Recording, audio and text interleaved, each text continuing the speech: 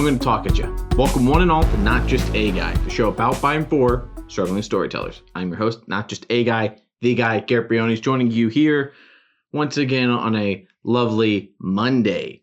Maybe I should cover my mouth in case I can go Monday, but if it's a different day. But it's not going to be a different day because Mondays are the days that Not Just A Guy is coming out now. Every 2 weeks. Feels weird that we already are back at the next week, but we're here, folks. We're live and in living color, and I'm excited to be here. Got some fun stuff to talk about today. Very exciting times. A lot of things are going on. I hope things are finding you well. I hope you are telling your stories and amidst the struggles of your life. I hope you're navigating that. And today we're going to be talking about the idea of a creative buoy, and I'll get more into that later. But that is going to be the main topic. And I think that is something that all of us that are struggling to get our work out there, that are balancing multiple jobs, it's something we have to look for, is a creative buoy. So much is going on. So much exciting stuff.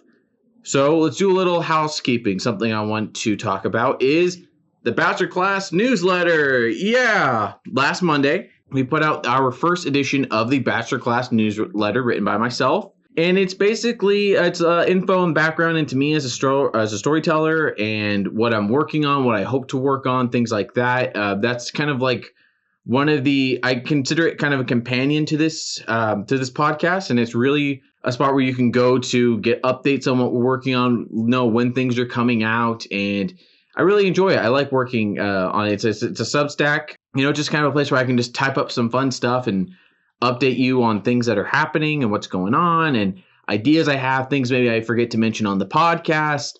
Also companion pieces to what I talk about on the podcast. I'll probably go a little bit more I'm going to go into today's topic, the creative buoy, and then I might sit for a few days and then kind of continue that conversation on the next edition. And speaking of that newsletter, like I said, it's a place to kind of update people on what we have going on here at Bachelor Class, which is the larger production entity I'm trying to build. This is not just A Guy is a Bachelor Class production. I have stuff coming out actually on this very day. You can, and I will link it in the description below. We have a video on the Geekscape TV YouTube page. If you don't know what Geekscape is, it is a long running podcast. It's been going on for 15 plus years, run by my buddy Jonathan London, who also runs it with Matt Kelly, their larger podcast network. Started off just as a place where he could talk about all things geeky and talk to filmmakers, writers, different people in various mediums across various industries, and just celebrate these stories that we love and celebrate the things that we're fans of and talk about upcoming projects and stuff like that. I spoke about his comic Hero of the Prophecy, which is the first Geekscape comic that's coming out.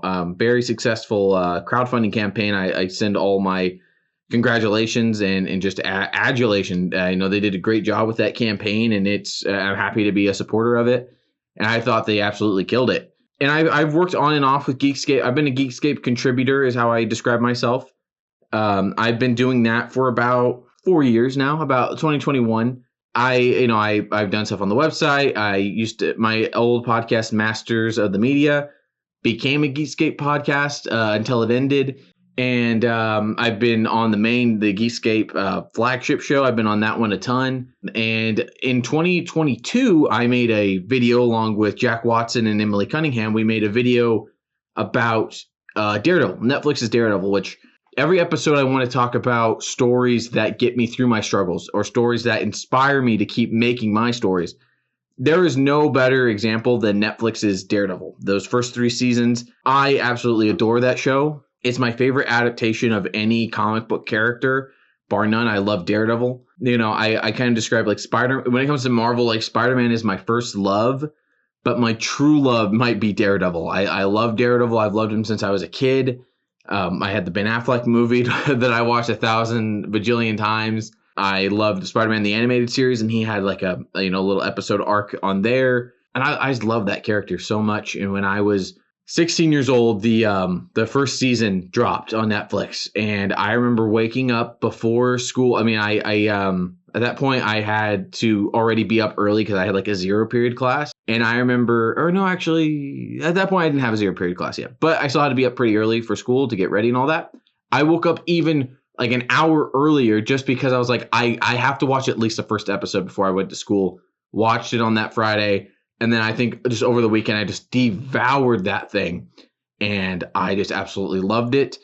It was like a revelation. I've seen that first season, I want to say at this point, because I recently just rewatched it. I was visiting home in January, and my mom was rewatching the original series before Born Again came out, because she also loves the show. So I think that was my 5th time watching season 1 all the way through, because we watched all season 1 together, and then we watched a little bit of season 2 before I had to leave, and then she just finished out the rest of the series. It's funny, as I'm actually saying this, I am looking over. I have a Daredevil helmet on the top of my bookshelf, and then I have a Daredevil, like a big jumbo Funko Pop. And yeah, I love Daredevil. And actually, right over there, you can't see it, but I can. I have the Blu-ray of the first season. Sadly, I never got the Blu-ray of the second season.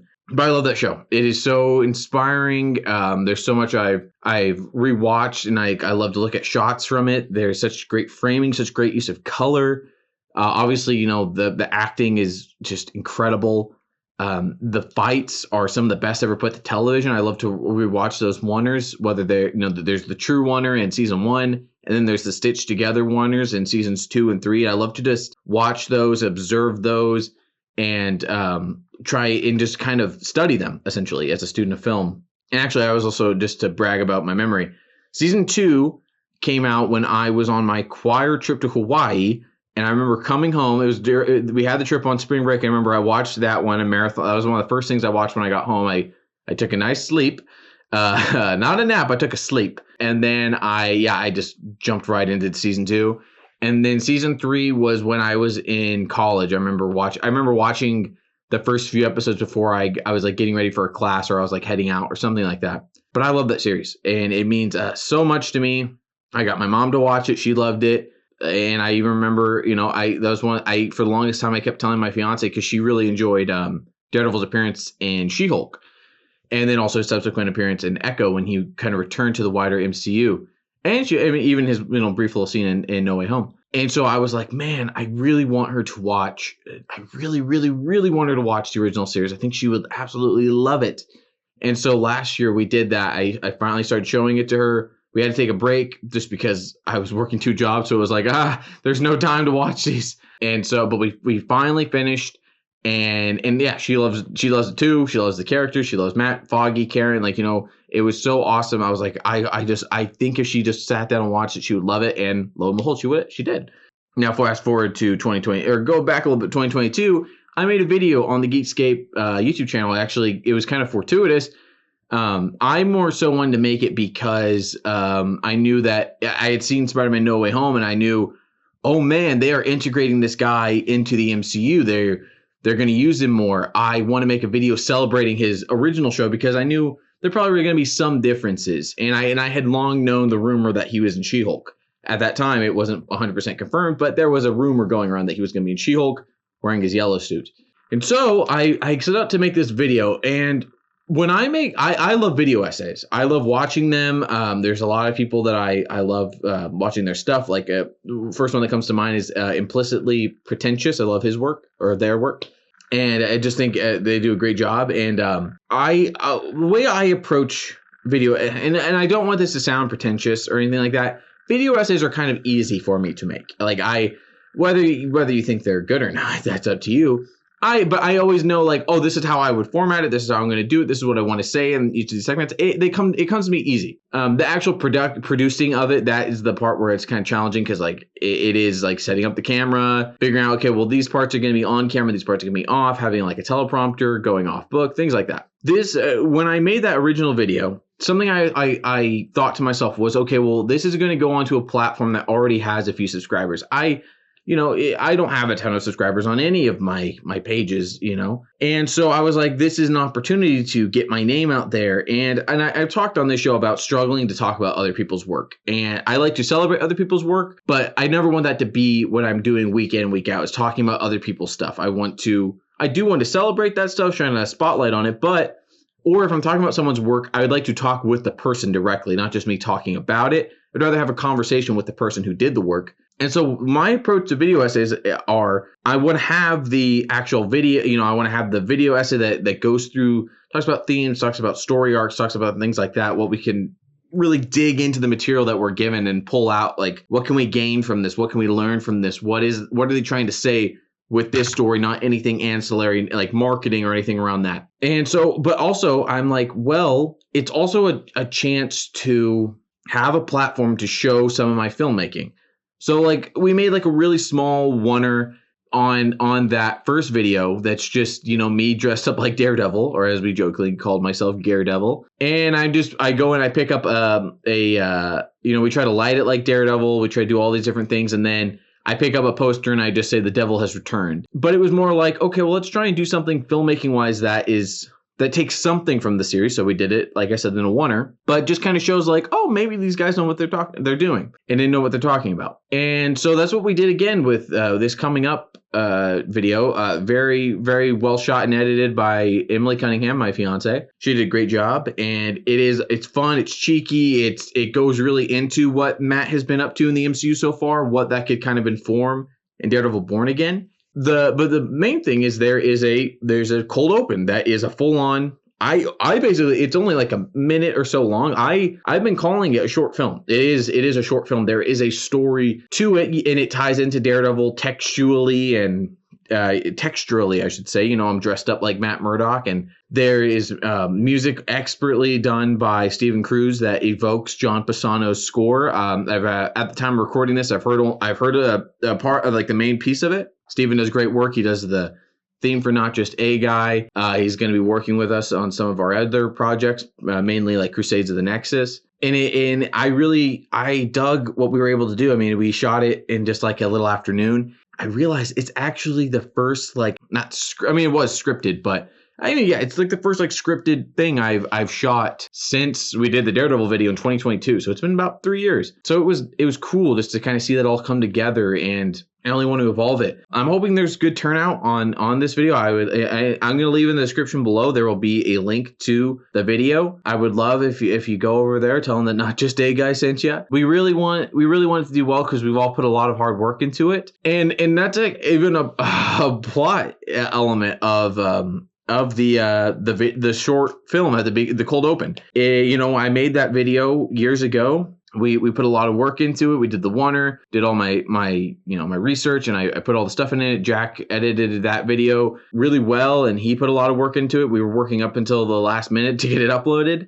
and we did it. And the video 3 years later still has about under 100 views. If I'm being open and honest, that was a really big kick in the nads. Not that I expected it to break every view record on the channel or anything, but it's just, it really, it's why I haven't done one in 3 years, because it really just kind of took the wind out of my sails. It really bummed me out, and it reaffirmed me and taught me again that like, that's stuff that's going to happen, especially in this industry that I've chosen, which is very much, it is driven by numbers, and it's driven by returns and things like that. And I really had to learn that lesson, that like, oh yeah, you can put your heart and soul into something and people just might not watch it. You think about how many movies don't make back their budgets, or how many millions are spent on something and then people just don't go and see it. I mean, I can't tell you how many times I've been so excited for a movie thinking like, oh, everybody's surely going to be excited for this. The theater's going to be packed, and I show up and it's myself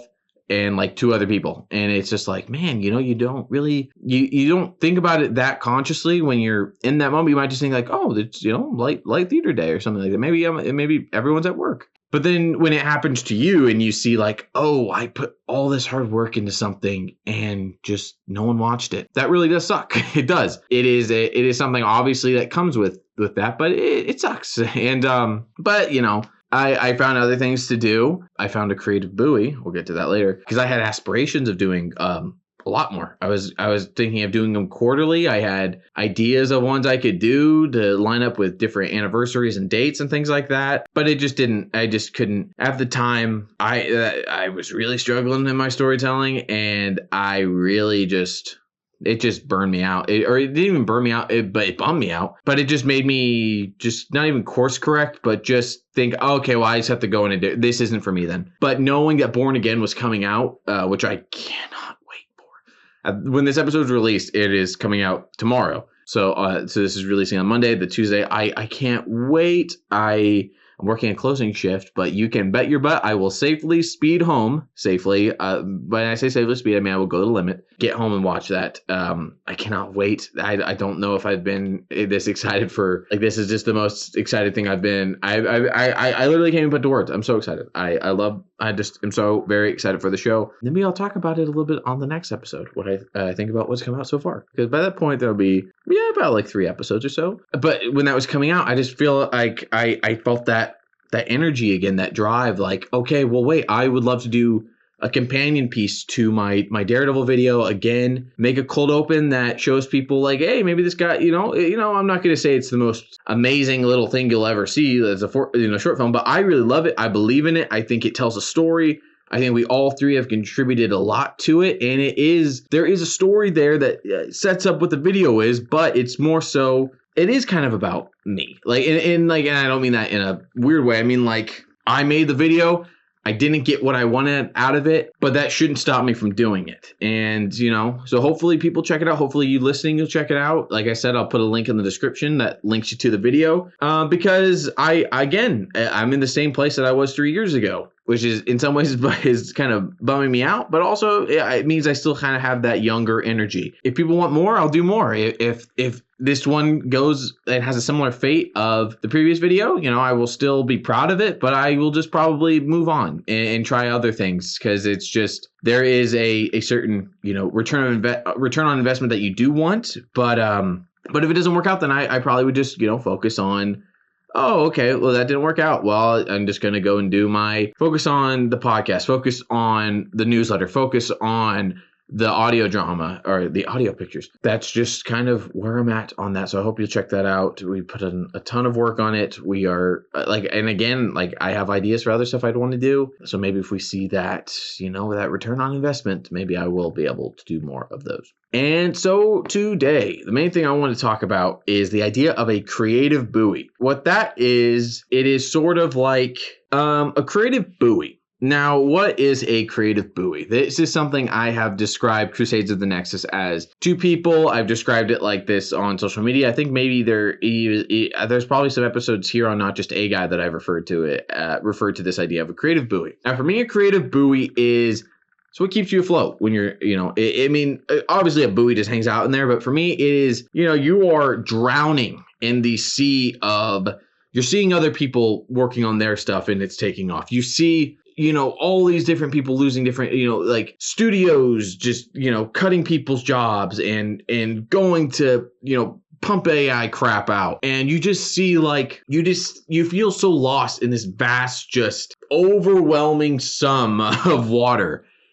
This large body, you just feel like you are trapped, and all you can do is you can swim over to this buoy that is your only solace. It is your only savior. It is a thing that will keep you afloat, because if you just keep trying to swim in this thing, you're eventually going to get tired and you're going to sink to the bottom. That's what a creative buoy is to me. And I coined the term once I started working on Crusades of the Nexus, because what I think is important is, and I've had to remind myself about this, we need a creative outlet. This podcast right here, in a sense, is a creative outlet for me. But my main creative outlet has been Crusades of the Nexus, and I've been working on that now for over 2 years. It is we are very close to being at the end of production. I just need a few more recordings, and then I have to do some pickups on some things, and I have to go through audio and see if I need anybody else to do pickups, and then I have some stuff I have to re-record and things like that. But so close.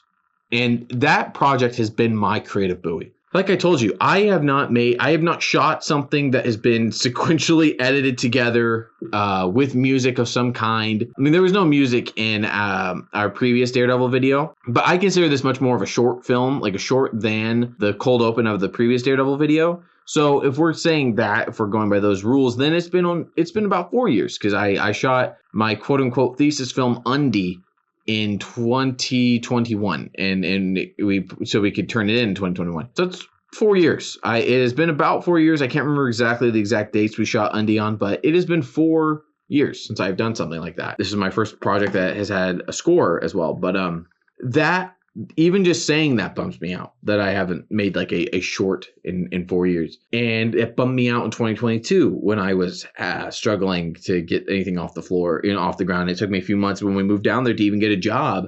I've spoken about my job when I worked at my former film school, when I worked there. Like, that took me months. And so it was like, I already was having the itch of like, well, it's been a year since I made anything.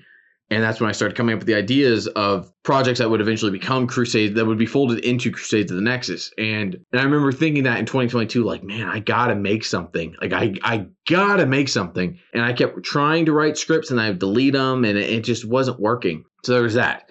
And then 2023, I move into the home I'm living in now. I'm renting out, some space in this house. And I think back, I've struggled again. I'm like, I've been graduated from college for 2 years, and I haven't made anything that's like a short film or anything like that. But you know what I had?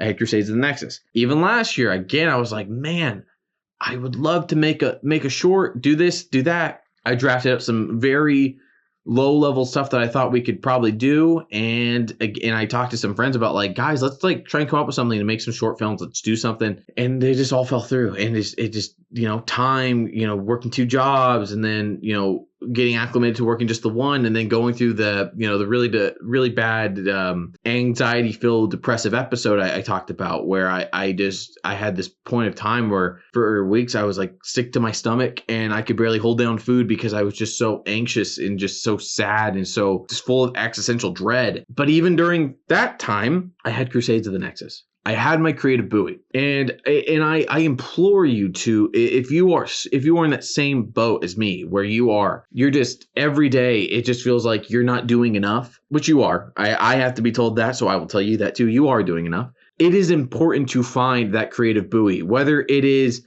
a journal that you're filling full of poetry, or it is something that it's a film script that you're writing just a little bit every day in, or something or like every day you're writing at least a page. Like for me, it's changed so many different ways, because like at a point I looked at Crusades of the Nexus almost like as a means to an end. Like it was just the thing that was getting me to, well, this will get me eyes so I can make a short film and it'll grow my platform and yada, yada, yada. Now I don't view it that way. Now for me, in my idea of being present and my realization that this is the thing that has been keeping me afloat creatively and making me just not 100% feel like I'm doing nothing creatively, it has become my North Star. It is, at the moment, everything related to Crusades of the Nexus, everything related to my audio pictures in general, that's my everything. That is if I only get a chance to tell stories, then I'm going to tell these stories right here. I have so many planned.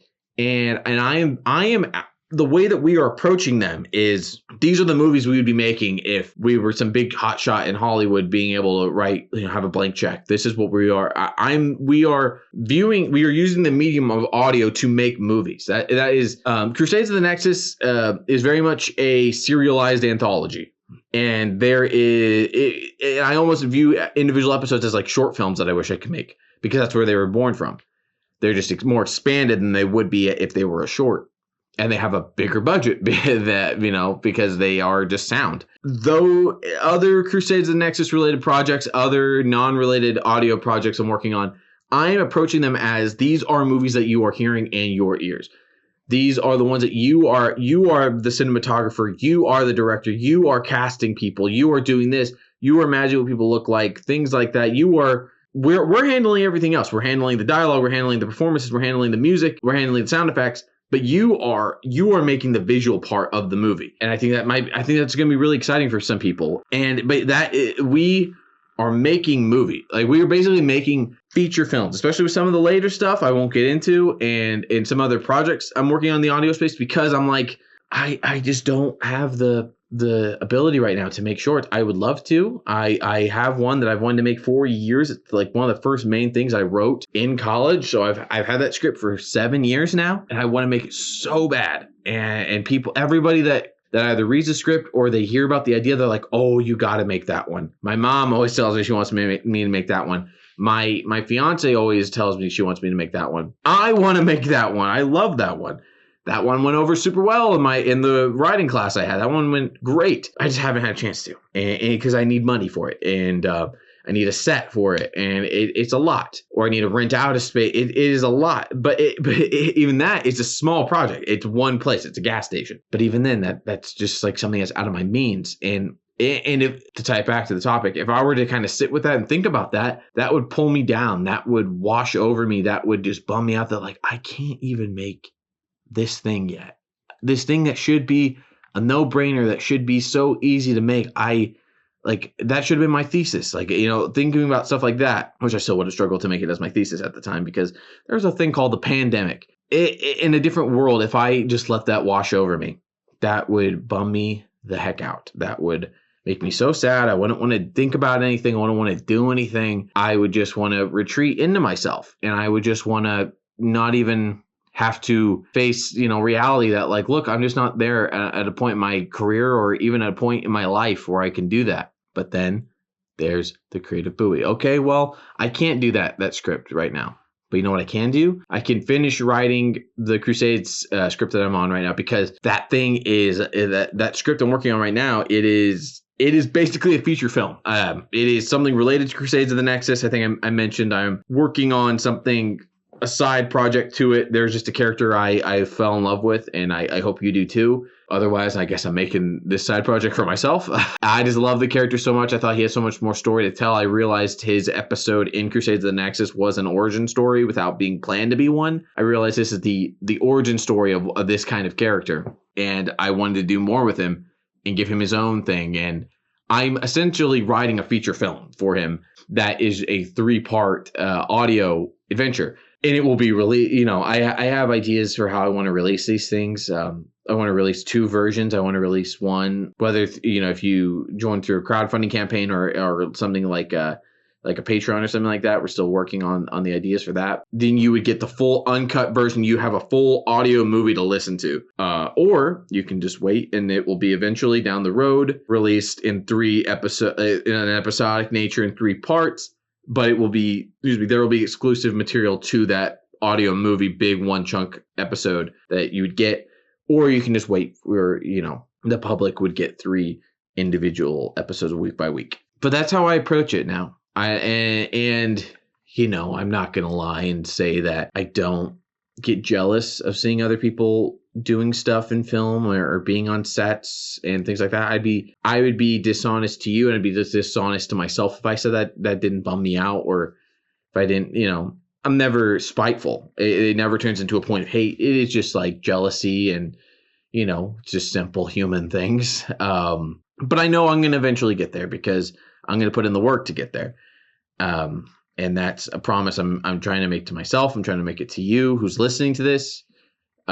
Because I hope you're telling yourself the same thing. I hope that you believe in yourself in the same way, that you can get there too. But we just have to put in the work, and putting in the work is not easy.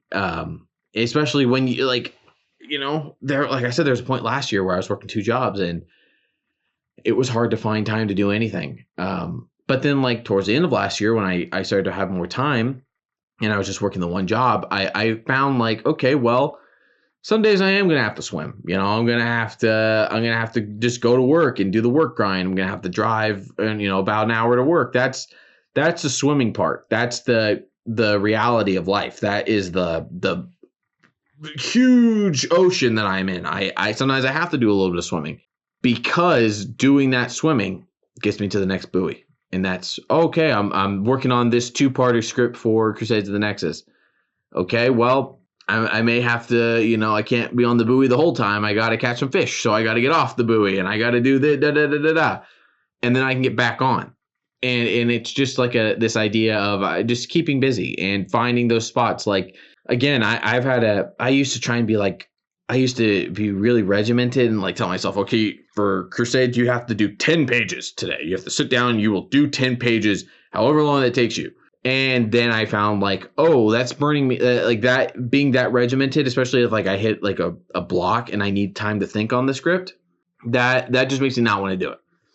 And then it kind of became like, okay, 3 scenes, no matter what, 3 scenes. And that is even shifted now recently, where I'm just like, I'm going to write a scene today. I'm going to write half a scene today, whether that's 5 pages, 10 pages. And there was even, there was like an instance a couple weeks ago where I had a day off. I wasn't feeling too great. Like I needed to rest. It was a day where I was like, I just need to rest. But I was like, I would like to do a little bit of writing. I would love to get a little bit of the script done because I had just so clear in my mind what I wanted to get across. And so I was like, it would be a waste to not get this down. So I told myself, okay, I'm going to set a timer. I'm going to write for 10 minutes today. That's it. I'll write for at least 10 minutes and then I will just stop. I'll put something on TV. I'll read something. I will rest. I will relax. So I do it, put it on, right, 10 minutes. And then I look at the timer, the 10 minutes is almost up, and I'm like, oh, I'm really, really liking where I'm at. I don't want to stop on this beat.